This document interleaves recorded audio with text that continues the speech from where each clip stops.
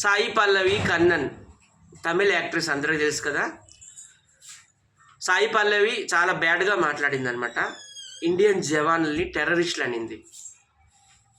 నేను ఒక విషయం చెప్పాలనుకుంటున్నాను సాయి పల్లవి అభిమానులకి. వాళ్ళు నాకు కొంచెం ట్రోలింగ్ చేస్తున్నారు, బ్యాడ్ కామెంట్స్ పెడుతున్నారు. Sai Pallavi lady super star అంట, లేడీ పవర్ స్టార్ అంట. మరి అంత లేడీ పవర్ స్టార్, అంత లేడీ సూపర్ స్టార్ అయితే ఆమె తమిళియన్ కదా, తమిళ యాక్ట్రెస్ కదా.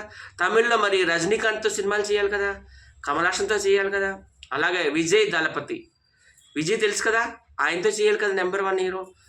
ఇంకా తర్వాత నెంబర్ 2 ఎవరు, అజిత్, ఆయనతో చేయాలి కదా. అక్కడ నలుగురితో అవకాశాలు రాలేదు. పోనీ ఇక్కడికి వద్దాం టాలీవుడ్. ఇక్కడ ఒక చిరంజీవి ఉన్నారు, బాలకృష్ణ ఉన్నారు, వాళ్ళిద్దరు నెంబర్ 1 ఇప్పటికి కూడాను. తర్వాత పవన్ కళ్యాణ్ ఉన్నారు, మహేష్ బాబు ఉన్నారు, జూనియర్ ఎన్టీఆర్ ఉన్నారు, ప్రభాస్ ఉన్నారు, అల్లు అర్జున్ ఉన్నారు, రామ్ చరణ్ ఉన్నాడు. వీళ్ళందరితో ఎందుకు అవకాశాలు రాలేదు? అంత లేడీ పవర్ స్టార్ అయితే ఎందుకు రాలేదు? ఎందుకంటే ఆమెలో పెద్దగా యాక్టింగ్ స్కిల్స్ లేవు, కొద్దో గొప్ప డాన్సింగ్ ఉన్నది. ఓకేనా? ఆమెకు మేము వ్యతిరేకం ఎందుకు అయ్యామంటే ఆమె భారతీయుల్ని కించపరిచే విధంగా మాట్లాడింది అనమాట.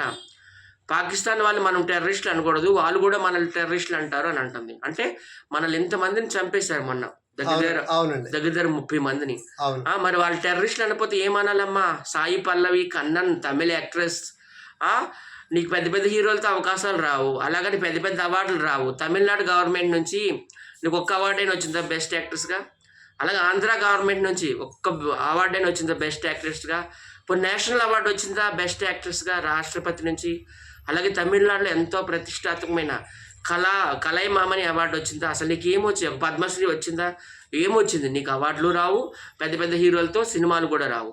ఒళ్ళు దగ్గర పెట్టుకొని మాట్లాడు. నీకు ఇష్టం లేకపోతే పాకిస్తాన్ వెళ్ళిపో, పాకిస్తాన్లో కరాచీ బేకరీ పెట్టుకో, అక్కడ బతుకు. ఇండియాలో ఉన్నావంటే కంపల్సరీగా జై హింద్ అనాలి, జై మోడీ అనాలి. ఓకే, అంతే కదండి. జై హింద్ అనాలని, జై మోడీ అనాలి, జై ఇండియా. మన ఆర్మీ జవాన్లని ఎవరో కూడా కించపరచకూడదండి. ఆ జవాన్లు ఉండబట్టే మనం ఇంత స్వేచ్ఛగా తిరుగుతున్నాం. వాళ్ళు లేకపోతే మనం ఏమైపోతాం ఒక్కసారి ఆలోచించండి. మన జవాన్లు మనకు దేవుళ్ళతో సమానమండి.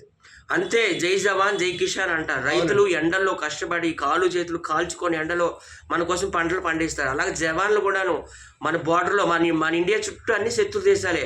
ఒక పక్క దిక్కుమాలి పాకిస్తాన్, ఒక పక్క దిక్కుమాలి చైనా, ఒక పక్క ఈ పనికిమాలి నేపాల్, ఇంకో పక్కన బంగ్లాదేశ్. వీళ్ళందరూ ఆక్రమించుకుందామని.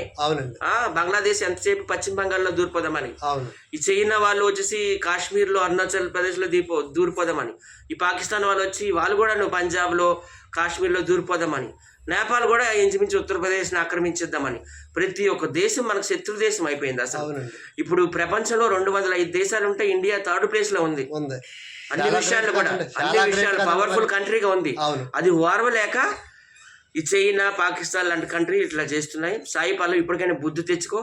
నువ్వు పబ్లిక్గా వచ్చి మీడియా ముందుకు వచ్చి సారీ చెప్పు. జై జవాన్ జై కిసాన్ జై హిందుస్థాన్ జై మోడీ అని నువ్వు చెప్పాలి. చెప్పనంత వరకు మేమైతే ఒకటి అంటాం, సాయి పల్లవి సినిమాలను బ్యాన్ చేయండి. అంతే. ఓకే.